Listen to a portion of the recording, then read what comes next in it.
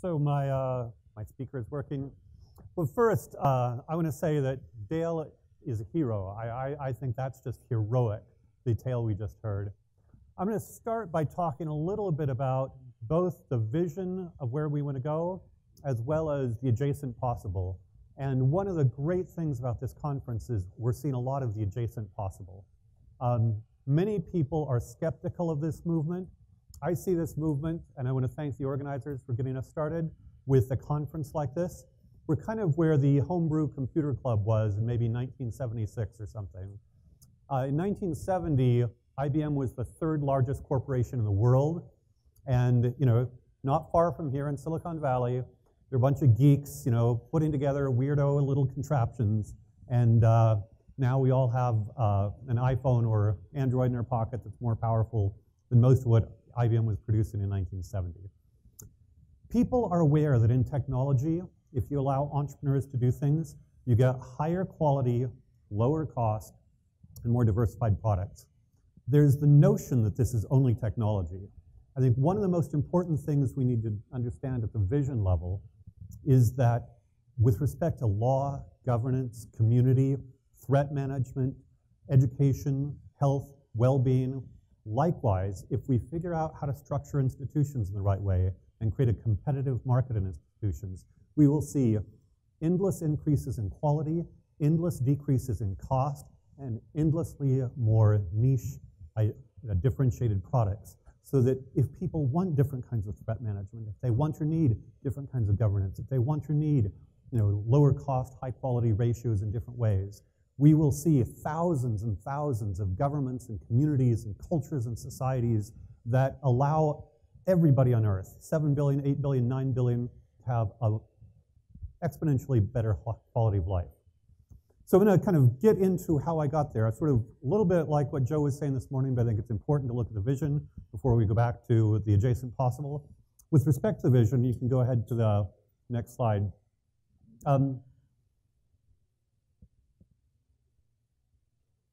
Yeah, I'm optimistic about this movement, and I think over the course of the next century, again, long time horizons, the younger ones of people in the room can get to see a really incredible world.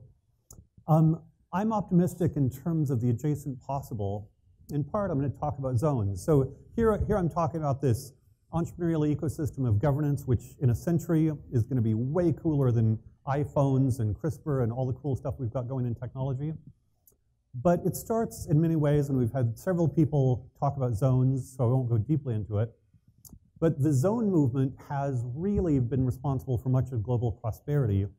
Bob Haywood, who was the executive director of the World Economic Processing Zones Association for much of the second part of the 20th century, makes the claim, and I think it's true, that zones resulted in greater liberalization, economic liberalization in China, Ireland, to some extent India, Mexico, Mauritius, and arguably a number of other countries where zones allow for little tiny experiments to happen that can result in much larger impacts.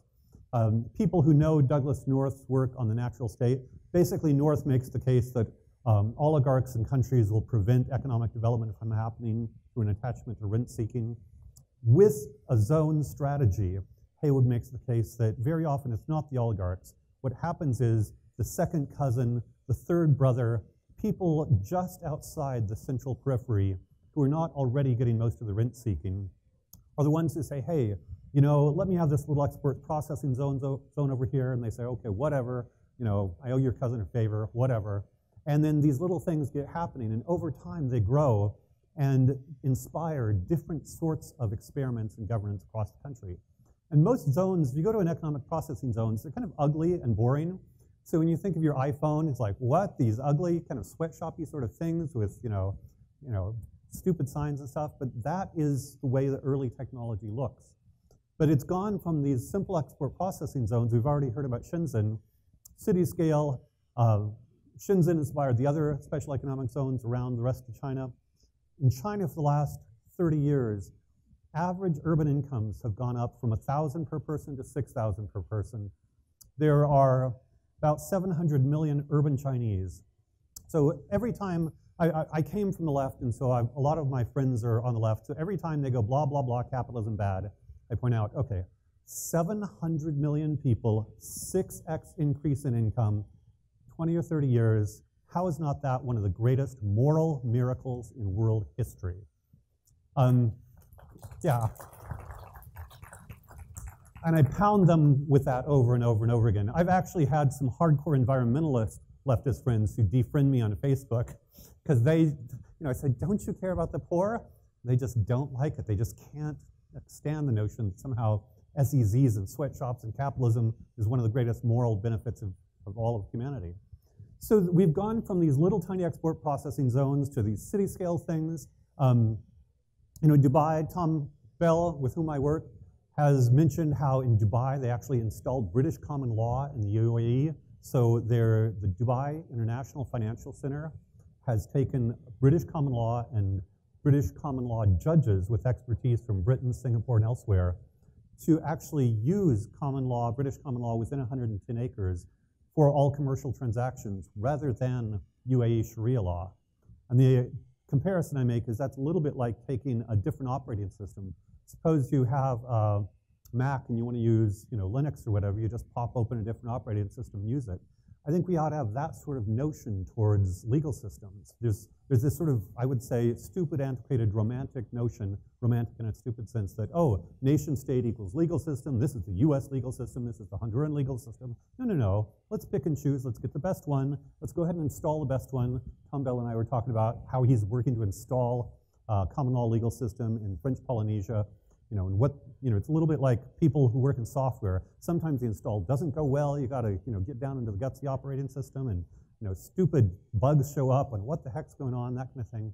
We need to work concretely on increasing the zone movement from traditional zones, reduced taxes and regulations, to installs of common law and better than common law legal systems in zones around the world. So Dubai's already done it. Abu Dhabi copied Dubai explicitly a couple of years ago. So we've already got countries copying the common law legal system installation. Kuwait is something a little bit similar, but Abu Dhabi is a closer copy.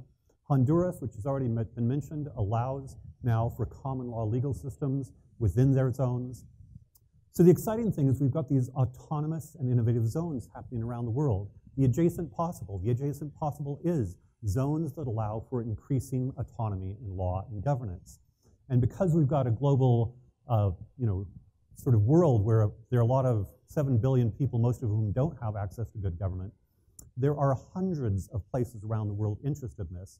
I signed the first agreement in Honduras, first letter of understanding to develop one of these zones, and as a consequence, I've got people from around the world contacting me about these zones. So I've got projects in Africa, project in Burma, potential projects in other places in Central America, where there are people, sometimes very close to governments, very interested in a zone that will increase capital investment and attract talent and really put people on the map. There's demand, there's huge demand. Again, we have to make sure we capture the moral high ground. Insofar as this movement is portrayed as, oh, those evil capitalists exploiting locals, we're going to lose. In Honduras, there are completely unscrupulous both NGOs and publishers who will make the nastiest and most dishonest claims about what we're doing. One of my pet peeves, and it's more than a pet peeve, is there are academic experts in Latin America who are very much still Marxist. They still believe capitalism makes the rich richer and the poor poorer. And as a consequence of these academic experts, when they're asked to comment on the ZEDE legislation in Honduras, they'll go on the news and say, oh, it's just capitalists exploiting the poor, with zero understanding of the fact that bad legal systems are responsible for global poverty. From my perspective, the nation state in most places in the world is directly responsible for the existing poverty. And rather than blame the capitalists who have to start where everything's are and go up, we need to shift the mode to why have we trapped 6 billion people in these nations with completely incompetent and or corrupt governments that are keeping people unnaturally poor. If these people, immigration is a great example, if they're allowed to immigrate, we see people from Honduras crossing the border into the US illegally with no rights in the US, and their average income per day can go up 10x overnight.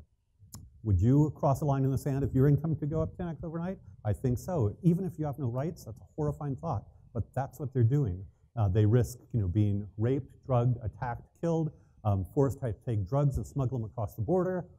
It's a horrific thing, and yet they're so desperate to get to a jurisdiction where they have a little bit more freedom, a little bit more access to the capital investment that allows for prosperity, that they'll do anything. Dubai, there's a lot of literature on how badly the companies in Dubai treat workers. Yes, apparently it's gotten a little bit better with construction workers, but domestic workers and sex workers are still treated horribly in Dubai. And yet, take Nepal. Nepal is one of the countries where they moved from Nepal to Dubai.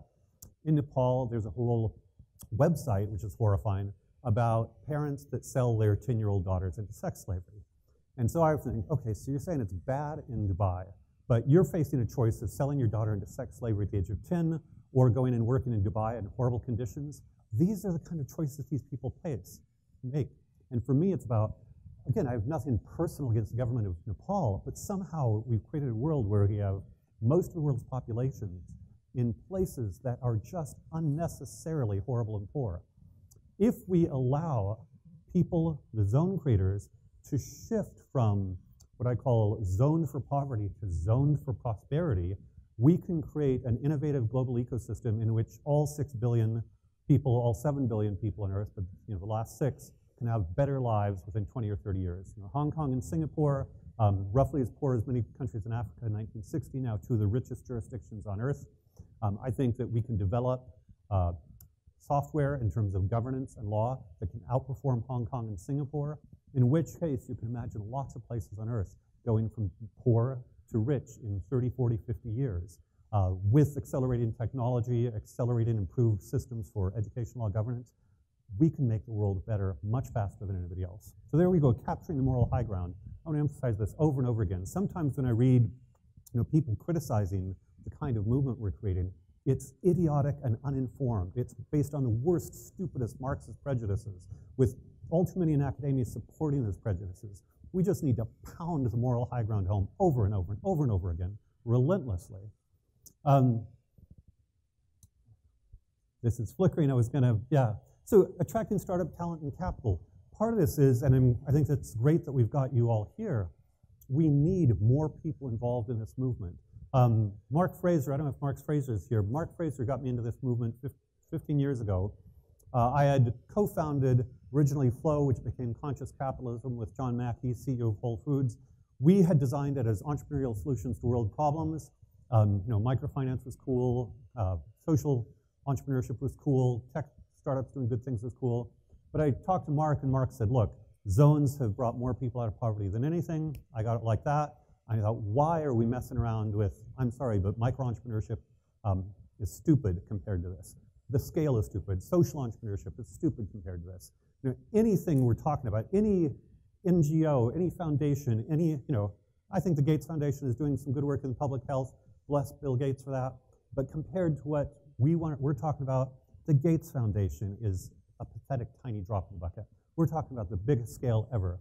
So we need a lot more startup talent and capital. We need people that are visionaries, willing to slog through this.